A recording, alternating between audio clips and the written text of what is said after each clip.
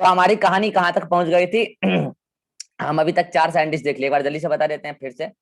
पहला Robert Hooke देखे हमने रॉबर्ट हुक देखा।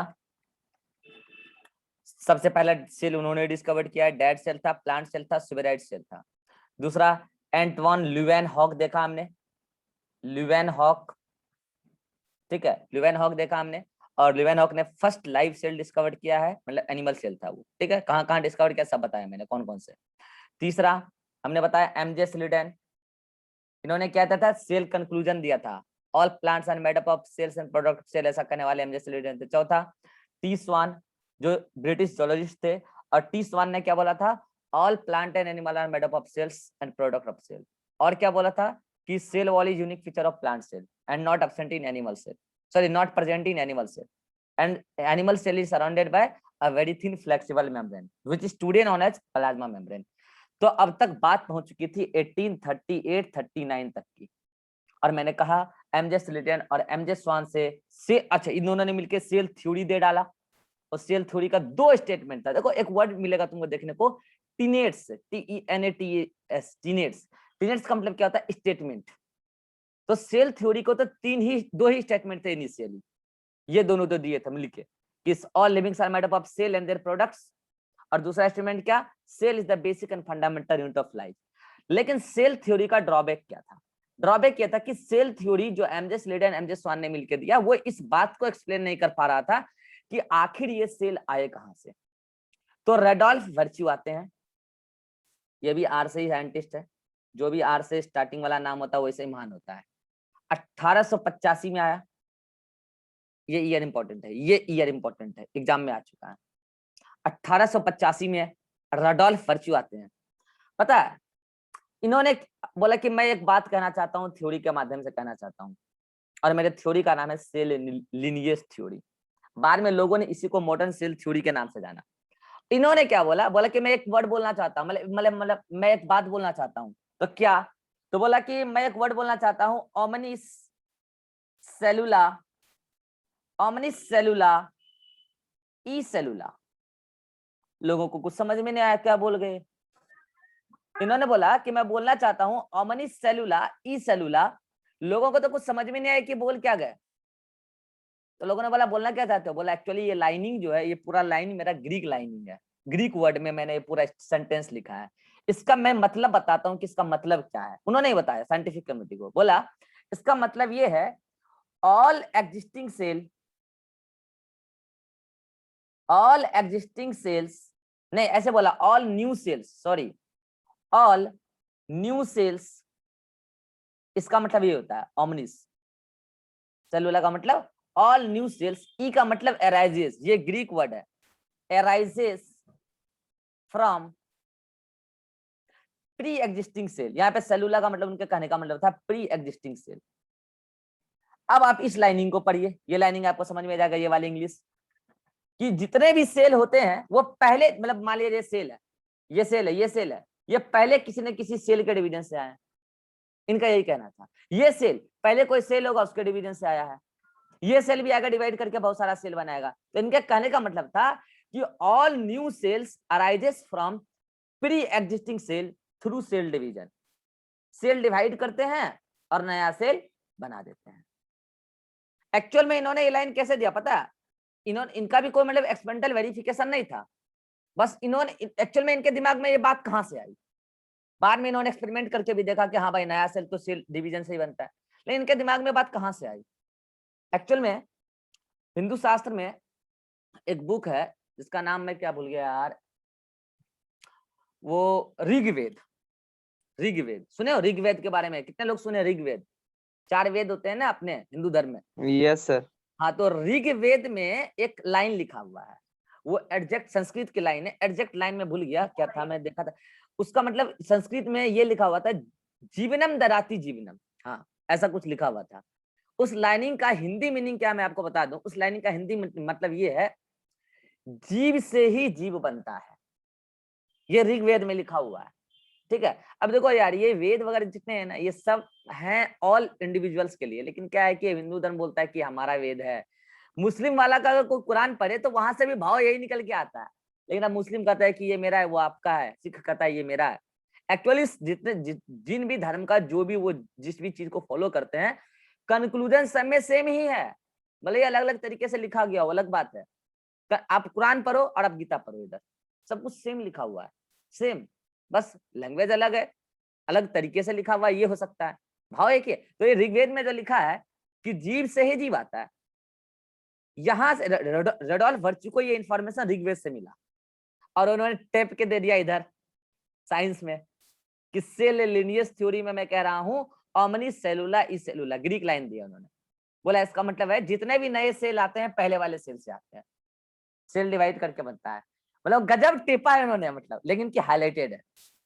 लोगों को लगा यार सच में यार जितने भी सेल, जिस बात का जवाब नहीं दे पा रहे थे कौन, स्लीडेन स्वान, डेली बहाना बना के भागते थे कि आज मेरा बर्थडे है, स्वान मारता था मिस कॉल स्लीडेन को कि जल्दी आ जाओ इमरजेंसी है, लोग इसे सवाल ही नहीं पूछ पाते थे, भाग जाता था वो दोनों। तो अब इस बात का जवाब तो मिल गया साहब कि ये सेल आया कहां से, तो ये सेल पहले वाले सेल के सेल डिवीजन से आया, जवाब तो मिल गया। और किसने दिया जवाब, रेडॉल्फ वर्च्यू। और इन्होंने ये पूरा स्टेटमेंट एक थ्योरी के फॉर्म में दिया, इसका नाम है सेल लिनियस थ्योरी। और उस सेल लिनियस थ्योरी का अगर एक स्टेटमेंट बोला जाए तो ओमनी सेलुला ई सेलुला, इंग्लिश मतलब उसका क्या है, all new cells arise from pre existing cell through cell division. लोगों को अच्छा लगा। तो अब इन्होंने रेडॉल्फ वर्च्यू ने क्या किया, पार्टनरशिप किया, किनके साथ, स्लीडन और स्वान के साथ। कहा कि देखो अगर मैं अपना थ्योरी दूंगा तो ये थ्योरी अपने आप में बस किसी एक सवाल का जवाब है, लेकिन अगर आप अपने सेल थ्योरी में मेरा ये स्टेटमेंट ऐड कर लेते हो और आप अपने थ्योरी के लिए एक क्रेडिट मुझे भी दे देते हो, तो कहीं ना कहीं वो थ्योरी कंप्लीट हो जाएगी और आपकी थ्योरी की कोई ड्रॉबैक नहीं रहेगी। तो फिर क्या किया उन तीनों ने मिलके, इस सेल थ्योरी खुद बना था सेल कंक्लूजन और सेल हाइपोथेसिस से, इस cell theory plus cell Linnaeus theory को कंबाइन किया, सेल लिनियस थ्योरी को कंबाइन किया और एक सिंगल थ्योरी प्रपोज किया जिसका नाम है आज सेल लॉ। अब ये लॉ हो गया, मतलब ये सारे लिविंग ऑर्गेनिज्म पर इसकी ये 3 लाइन एप्लीकेबल है। क्या है भाई सेल लॉ, देखते हैं, आते देखते हैं। पहला स्टेटमेंट वो सेल थ्योरी का, जो सेल थ्योरी था उसका 2 स्टेटमेंट सेल लॉ में, क्या, all livings are made up of, all livings are made up of क्या, cells and product of cells, cells and product of cell. पहला स्टेटमेंट तो ये दिया सेल लॉ का। दूसरा वही सेल थ्योरी का दोनों स्टेटमेंट, क्या कि cell is basic unit of life, that is fundamental structure and basic unit of life, fundamental structure and function unit of life. और तीसरा स्टेटमेंट वही ओमनी सेलुला ई सेलुला, यानी कि all cells arises from pre existing cell. ये पूरा का पूरा लाइनिंग, ये पूरा का पूरा लाइनिंग यहाँ पे, और ये है सेल लॉ।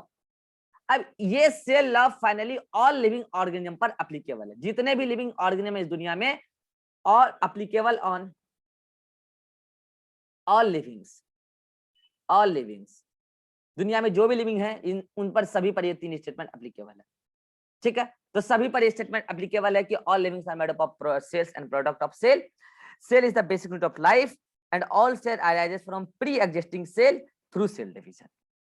लेकिन पता है, और अच्छा अगर पूछे कि सेल लॉ किसने दिया था तो फिर तीनों का नाम जाएगा, क्योंकि सेल थ्योरी में उन दोनों का नाम आ जाता है, किसका, एमजे स्लीडेन और टी स्वान, और सेल लिनियस थ्योरी में नाम आ जाता है रेडॉल्फ वर्च्यू का।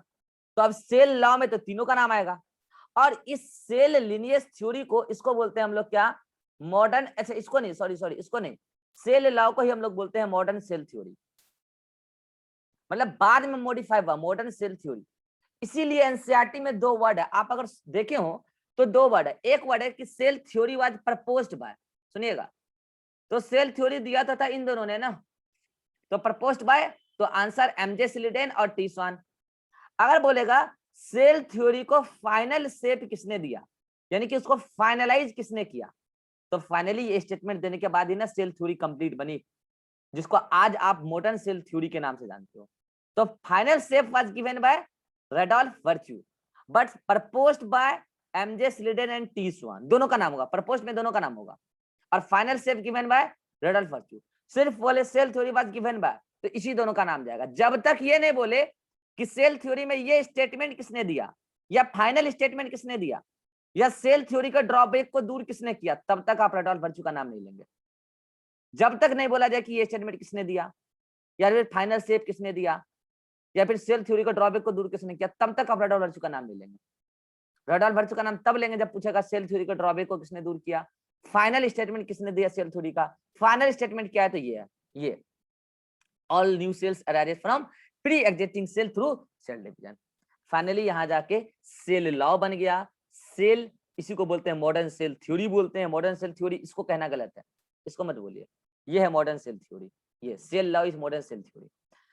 यहां से सब कुछ सही हो गया। सेल थ्योरी का ये 3 स्टेटमेंट आज दुनिया के सारे लिविंग ऑर्गेनिज्म पर एप्लीकेबल है। लेकिन क्या किसी को लगता है कि इस सेल लॉ का भी कोई एक्सेप्शन होगा, यस और नो? किसी को लगता है ऐसा कि इसकी भी कोई ड्रॉबैक होगी और क्या इसका भी कोई एक्सेप्शन होगा? ड्रॉबैक, ड्रॉबैक और एक्सेप्शन अलग अलग चीज है। एक्सेप्शन क्या है कि वो चीजें इस लॉ को फॉलो नहीं करता, और ड्रॉबैक क्या है कि इस मतलब इसके स्टेटमेंट पर एक सवाल उठाया गया और उस सवाल का जवाब नहीं मिला, वो ड्रॉबैक है। और कुछ ऐसे जिस चीज के लिए ये थ्योरी दिया गया है उस थ्योरी को कोई पर्टिकुलर थिंग्स फॉलो नहीं कर रहा है, वो एक्सेप्शन होता है। तो क्या लगता है इसका ड्रॉबैक क्या होगा और इसका एक्सेप्शन क्या होगा? किसी को लगता है तो बोलो माइक ऑन करके।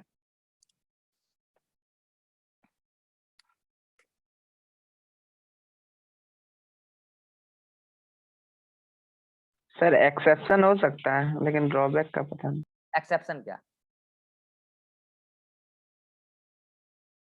क्या है एक्सेप्शन, बता सकते हो? क्या है एक्सेप्शन? चलो हम बताते हैं। लोगों के मन में सवाल आया, अच्छा था सेल लॉ बन गया, सेल मॉडर्न सेल थ्योरी बन गया, अच्छी बात है। लोगों के मन में सवाल आया कि अच्छा अगर ऐसा है कि ये वाला सेल पहले वाले सेल के सेल डिवीजन से आया, ये वाला सेल पहले वाले सेल डिवीजन से आया, ये वाला सेल पहले वाले सेल डिवीजन से आया, तो फर्स्ट सेल कहां से आया?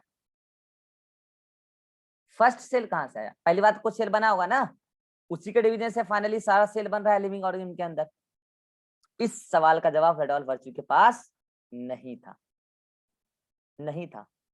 और यही तो फिर उनका ड्रॉबैक बन गया। रेडॉल्फ वर्च्यू का भी ड्रॉबैक है। अब तुम्हारे मन में सवाल आ रहा होगा सर पहला सेल आखिर में आया कहां से? तो इस बात का जवाब जानने के लिए कि पहला सेल कहां से आया, तो इस बात का जवाब जानने के लिए आपको वेट करना पड़ेगा 5-6 महीने, जब इवोल्यूशन आपको पढ़ाएंगे। नीट 2021 वाले को हाल में पढ़ाएंगे, 11th वाले बच्चे आपको जब 12th में पढ़ाएंगे, नीट 2022 वाले आपको जब 5-6 महीने बाद पढ़ाएंगे इवोल्यूशन, तब आपको बताएंगे पहला सेल कहां से आया। पहला सेल, एक वर्ड आपको देखने को मिलेगा, सुनने को मिलेगा, डी नोवो। डी नोवो, इसका मतलब होता है अपने आप आ जाना, अपने आप, ए बायोटिक कंपोनेंट से, मतलब नॉन लिविंग थिंग से बन जाना। डी नोवो का मतलब यही होता है, अपने आप, सेल्फ, सेल्फ बन जाना, self formation through abiotic component. Abiotic component से खुद अपने आप लिविंग प्रॉपर्टी ले आना, सेल कहलाना। पहला बार तो ऐसे ही आया था, बाद में फिर ओमनी सेलुला ई सेलुला चल रहा है। एक सेल बना कैसे भी, कैसे बना इसकी पूरी कहानी इवोल्यूशन में सुनाएंगे। लेकिन ये बात रेडॉल्फ वर्च्यू को नहीं पता था कि पहला सेल कैसे आया। ये तो बस बोल रहे थे कि जितना भी नया सेल बनता है ऑर्गेनिज्म में वो पहले वाले सेल के सेल डिवीजन से आता है। तो एक ऑर्गेनिज्म के अंदर पहले को एक सेल होगा, हाँ जायगोट होगा, किसी भी ऑर्गेनिज्म के पहला सेल। अगर ए सेक्सुअल रिप्रोडक्शन है तो कोई बात नहीं, आपको बताएंगे सेक्सुअल रिप्रोडक्शन में कैसे वो सेल आया, पेरेंट से जाता है, पेरेंट में उसके पेरेंट से आया। तो ये ओमनी सेलुला ही सेलुला, लेकिन इस पूरे लिविंग वर्ल्ड में पहला सेल कैसे आया, इस बात का जवाब रेडॉल्फ वर्च्यू के पास नहीं था। और यही इस सेल लिनियस थ्योरी का एक्सेप्शन है। और चूंकि सेल लिनियस थ्योरी से मिलकर बना है ये फाइनल सेल लॉ, तो वो सेल लॉ का भी एक्सेप्शन है। कितने लोगों को क्लियर हो गया कि ड्रॉबैक क्या है? हैंड रेज कर दो। कितने लोगों को क्लियर हो गया कि ड्रॉबैक क्या है? ड्रॉबैक ये है कि पहला सेल कहां से आया, इस बात का जवाब सेल लॉ के पास नहीं है, मॉडर्न सेल थ्योरी के पास भी इस बात का जवाब नहीं है। बात बचता है एक्सेप्शन। अब देखो, अभी हमने आपको बताया कि वायरस का अपना एक स्ट्रक्चर होता है, सॉरी सेल का अपना एक स्ट्रक्चर होता है और अपना एक फंक्शन होता है।